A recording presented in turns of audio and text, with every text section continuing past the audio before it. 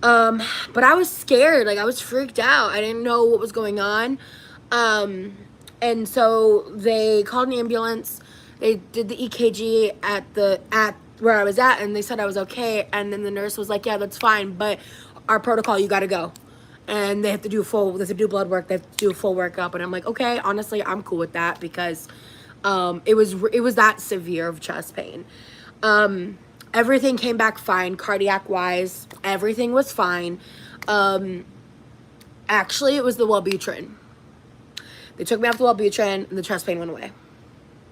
So, when I say I have, like, extreme med reactions, I'm not fucking joking. Like, so, the next day, I come back in the, like, late, because I wasn't in the ER too long. I was super hyped though because they had chocolate pudding packs and like really good turkey sandwiches, better than the other hospital. So I was like, yes. So I ate there for that instead of my snack, because they have like snack time with different meat sandwiches and stuff at night in the hospital that I was staying at. But they actually like put a decent amount of meat on the sandwich and everything, so I was like lit. But then so I came back. Next morning is when I talked to Dr. Y. This man walks into my room the day after I got back from the ER, doesn't ask me a single question, and goes, "Well, I'm gonna go ahead and discharge you today." And I was like, huh? So he didn't, and this is like, or like, it was like, this was 95% his fault. The 5% of my fault was I didn't lead with the Wellbutrin. The first thing I said was, I'm not leaving until I figure out what's going on with my clothes. And as soon as I started to keep talking, he cut me off and he was just like, "That's not my problem." And he was going on and on. You guys know my memory loss. I wish I could like recall the exact conversation better than I currently can. But we were like, I was trying to talk and he kept talking over me and talking louder than me, and just like, well, and then I was like, "I'm not ready to go home." And he goes, "Well, I'm discharging you. And he stormed out of my room. So y'all, I whipped my ass out of bed so fast, and when I say I screamed, I was like, "Doctor!" and his name. And all the staff kind of, because like there's like not a ton of staff in that ward, because they're up to 5 patients in that ward. I think it's up to like 15 or 20 in the adult ward. And he stopped because we were not done speaking, and I was pissed at how he was treating me. So while I'm experiencing chest pain, super heightened anxiety, which was the other side effect I was having from the Wellbutrin, and all of that, I had to have a verbal altercation with my doctor in the hallway. And when we were talking, I was like, we were just like, he was just trying to justify why he wanted to discharge me. And I'm like, "I went to the ER yesterday, asshole. Like, what?" And I told him, "I think the chest pain's from the Wellbutrin. Like, I need to talk to you about this. Like, I'm not in a place to go back home." Like, because what had happened is, like, the first day I was like, okay. The second day I was like kind of unsure, and I was just sleeping a lot, and like being in geriatric wasn't really working for me. And so, like, I think part of the reason why he was trying to discharge me, but my meds were not managed at all. I think he had already put me on the trazodone for sleep. And then it was also his last day. It was before shift change, which I think is why he was actually trying to discharge me. Anyway, so we go back into the room when we sit down and we start talking about this. And to his credit, he genuinely apologized. Not once, not twice, but 3 times. And at least 1 or 2 of those admitted why he was wrong. And a doctor that can do that is something I respect, because a lot of them have too much ego for that shit. So that was nice. And he admitted to escalating me, apologizing for that. and all of that. So, okay, fine. And he was like, okay, and we won't discharge you. And then it was not long after that when the nursing director came to me and was like, so, hey, we're in the process of gutting the cots out of this room, and we're going to put 2 hospital beds in there, and then we're going to move you up there. So now they're going to actually have hospital beds for adults that stay up there, which is like something they should have already done. But like, the fact that I went there twice and they're doing that is awesome, because it's not just for a bariatric patient. There are going to be middle-aged people with health issues, pregnant people that need incline, like shit. All of the rooms should have hospital beds, but I digress.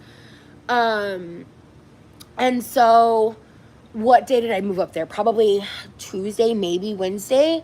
I'm not sure. That's when a whole new saga began, because I mainly slept through most of the groups down when I was downstairs, because the geriatric groups are very like rudimentary, and I don't mean that to be like judgmental, but I've been in therapy for so long in my life, and I've done so much therapeutic work. They're just like, what is depression? This is depression. This is how you know you have depression. And I'm like, oh my God, please. You know, or like, yeah, it was just stuff. Like, the best group they did was when we did watercolor painting. So I'm blanking. Okay, so Anything, sissy? actually, now it's not raining. Can you hand me my bag, please? Of course. Also, You need a soda or anything? I'm good on the soda, but you know what you could do? What? If you're feeling real helpful, if you want to heat me up the butter chicken factor meal with a fork so I can eat that bullsack, that'd be lit. Oh, I have a psych ward snack. These are my life's blood when I go to the hospital. Y'all know I love this anyway, but anytime they have these, I'm like, gimme. Cause the other really hot commodity is the baked Lay's chips. I walked into the TV room, and that's when I met H, and there was another lady in there. And at first, me and H thought this girl had like kind of bad vibes. But later on, what we realized is I think she was just like really guarded, like super guarded. And there was experiences later on where she really opened up, and by the time she left, she was like really smiley and really happy, and like she said some really nice things to me. And we kind of just had an opportunity to like kind of open up, and we had like a specific group session where I gave her some advice and stuff, and I think that kind of caused her to, you know, open up or whatever. But we kind of like talked for a little bit, and then me and H ended up connecting, and I think I like mentioned earlier in this live, H was like had like met this guy online, and they started chatting for a little bit, and she agreed to go meet up with him like an hour or two away from here for like a couple days, and she ended up basically being held captive for almost a year, and like being coerced into this relationship, like really dark stuff. I'm not in this live, I won't get too much into it, but she shared with me like what she experienced, and like, bro, I have no words. And she and I really bonded over, like, because there were like, our stories are very different in like the context, the timelines, the like, because mine was so much more on the internet, and like hers was so in person. But like the behaviors of the R2 people, and like dealing with a narcissistic sociopath, was crazy. And so we bonded a lot over that. And then there was another person I mentioned, Elle. She was actually like, we didn't get to bond with her as much until a little time had passed, because she was actually like, while she was there, she reattempted, if you catch my drift. And so she was on like 72-hour watch and stuff, and her story is really tragic, and she was also a victim to a narcissistic sociopath. So we literally like kind of formed a little trio bond, and like would just sit in the seclusion room and like swap trauma stories for hours. And like we got really close, and I'm gonna maybe even like hold off on a lot of stories about H, because I think y'all are gonna end up meeting H. Like, I think we're really about to be like friends. So yeah, it's really skinny, it is. Yeah, me too. I'm glad I got to meet her. She's a year younger than me. We have a lot in common, like outside of our trauma. She and I could like hang out and talk for hours and hours and like weren't annoyed with each other at all. I gotta tell y'all about S though. This woman, okay, she was like barely 5 foot tall. She's a skinny little thing. She was a lot older. She had like an injured arm. When she first came in, we were all sick of her because she was really symptomatic. So she was really not doing good in terms of like she was very manic. She was just like motor mouthing. She could not stop like trauma dumping her stories and just being like naming like first and last naming her ex-husband, like just like I don't want to like repeat it because a lot of it involves names and stuff, but it was at first we were kind of like okay, but she was like literally interrupting the people operating groups and like bulldozing and talking and talking, and it got to the point that like in one group 6 of us left, like stormed out because we were getting triggered at certain points, like sensory wise, because it was non-stop the first day. Once her meds balanced, she got easier to deal with. And the second day was when I set boundaries with her. Because the first day was just like, we were all like kind of nervous to talk to her about it because we didn't know how she'd respond to confrontation. But by the end of it, like, spoiler alert, like, she became a part of the group. Because, you know, that's kind of the thing is like, we're all people here. We all have our stories and we all handle them differently. And a lot of us have like different diagnoses or, you know, similar ones too. There were some people that were just there for like depression, but I know some. you said fork, but Oh. by the looks of this, you might want a spoon. Oh, cool. Thanks, Dad. You're the best. Oh, awesome. We'll do. I think this is a keto meal.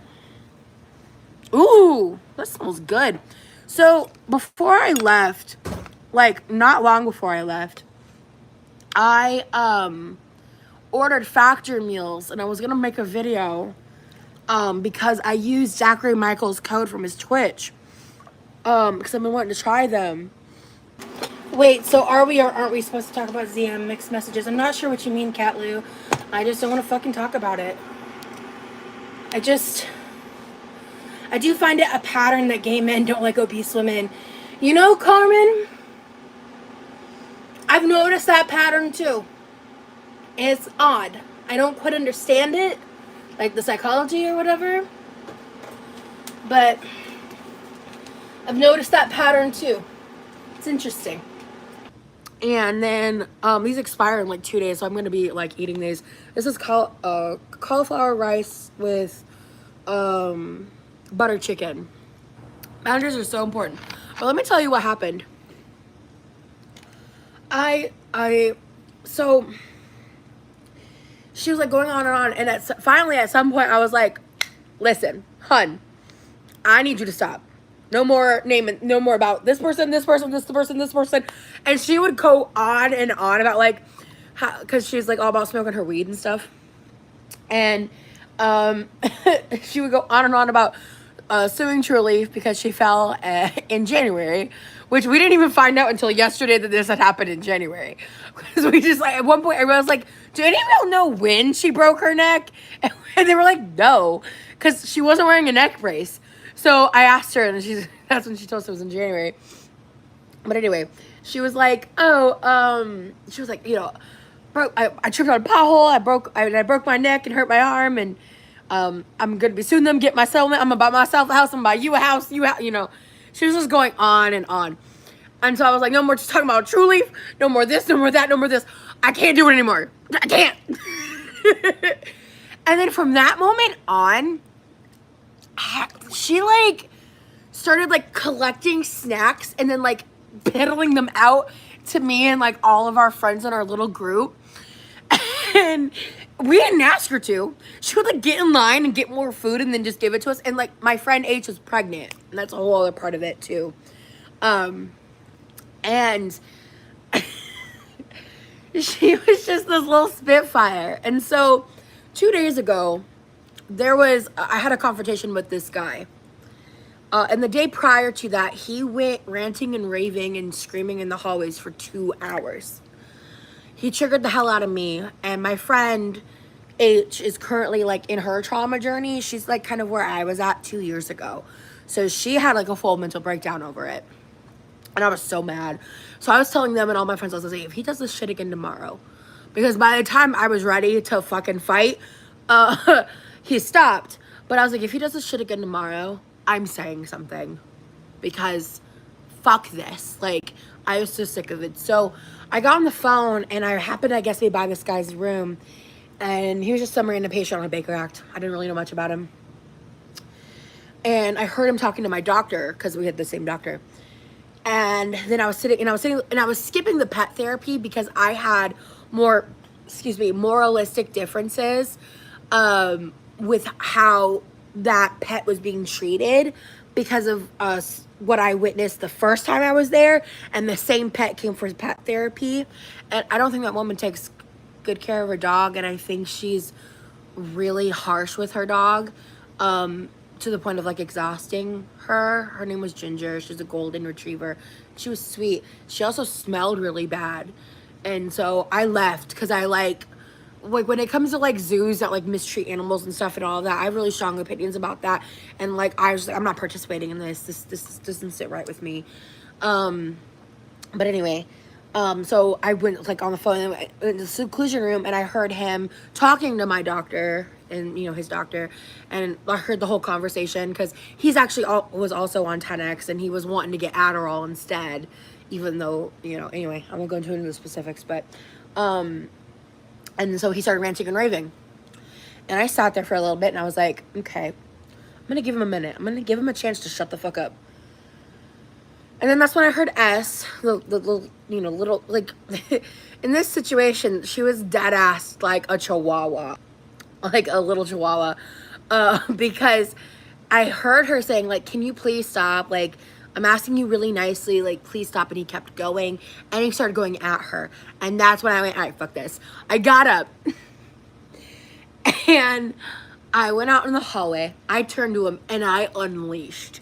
I've never, like, the closest thing I've ever gotten to yelling, because I don't want to get, like, are you fucking serious, you monster? Shut the fuck up and close the door. I'm not speaking to you any further. You are the one who escalated this. You are the one that has created a situation that never existed. Fucking strapped away, or what Elle calls it, booty juice, you know, getting the shot in the ass. Like, I don't want anything like that to happen to me, so I'm gonna behave, you know, like I'm there voluntarily, right? And so I went off. I started yelling at him, and I was telling him how, like, he was impeding on everybody else's care, like, you know, he's triggering people, he upset my friend, you know, that, you know, people are here voluntarily, I'm here voluntarily, you're impeding on my care, like. And then I started, and that when I said that, I got even louder. So I went from like just kind of being loud to screaming, and I haven't screamed at somebody in genuinely like years. Fuck you and the horse you rode in on, you absolute monster. And I ended it by just with like the most emphasis that I could, like the loudest I could, I screamed, just shut the fuck up. We're all sick of your shit. And while I was screaming, I noticed like the nursing staff, the nurse staff and the techs, they did not expect that from me. I don't even know if they knew I was in that room because I was supposed to be down the hall in pet therapy. So when I whipped out of there and started yelling, at first it was like, and then they just kind of went like, I'm minding my business, minding my business. And they just let me go because we were all sick of it. And so his response to that was to then, he started yelling back at me and just being like, because at first he was stunned. At first he didn't say anything for a second. And then he started yelling again. And I kind of paced for a second because I don't really remember exactly what I said except for the little bits I just told you. Because I kind of like just unleash and like not like blacked out literally, but just kind of like I just don't really recall it very well. But afterwards, I kind of paced for a second, was just breathing, and then he said something really fucking weird, like God's gonna make a woman out of you or something. And he was the kind, he was yelling a lot of psychobabble about being God, being the devil, hellfire, stone type shit. You know, he just, and as an ex-Mormon with like religious trauma, I just, that kind of shit put so much rage in my fucking body. I can't even. After I got done yelling at him though, two things happened. The little lady, the one I call like a chihuahua, she went from being like, please stop, to like, yeah, shut the fuck up. Da-da-da-da. I'm gonna kick you in the ball. Da-da-da. I'm like, Sherry, no, get in the seclusion room. And she was like, okay. And then went straight into the seclusion room. It was so funny. And I was telling all my friends afterwards, we were all dying laughing. Because I wish, if I ever like meet up with her in person and she's willing to be on camera, I wish I could just embody what this woman is like. She's one of the most funny people. Once she got like a little more toned down, she was like, she's one of those people where like I could probably only hang out with her for like a couple hours before being like, I gotta go. But she is like, I don't know. She's endearing, you know? So this is my first meal post-hospital. And I'm so happy about it. An apple. I'll eat an orange later. And cauliflower rice with butter chicken. Life is good. There's so much that happened.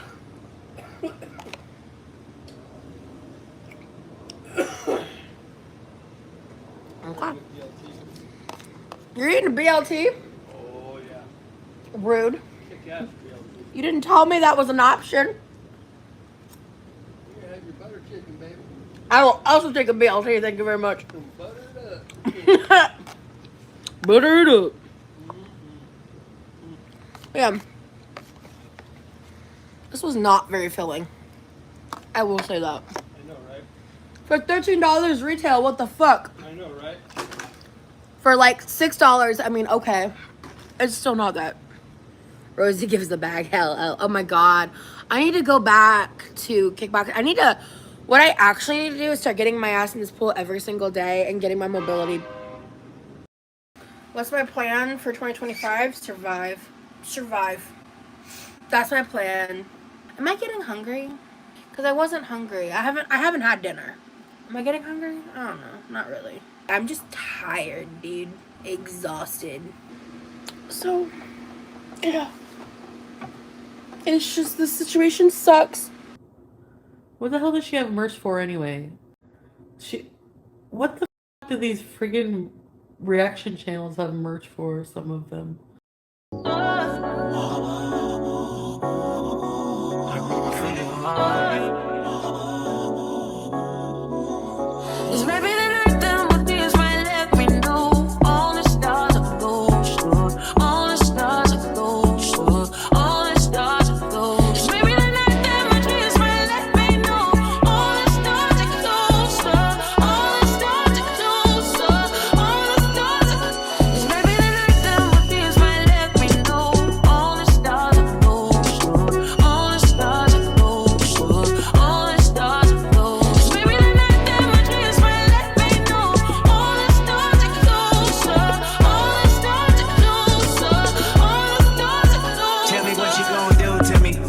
Confrontation ain't nothing new to me. You can bring a bullet, bring a sword, bring a morgue, but you can't bring the truth to me. Fuck you and all your expectations. I don't even want your congratulations. I recognize your false confidence and calculated promises all in your conversation. I hate people that feel entitled. Look at me crazy cause I ain't invite you. Oh, you important, you the moral to the story. You endorsing what the fuck, I don't even like you. Corrupt a man's heart with a gift. That's how you find out who you dealing with.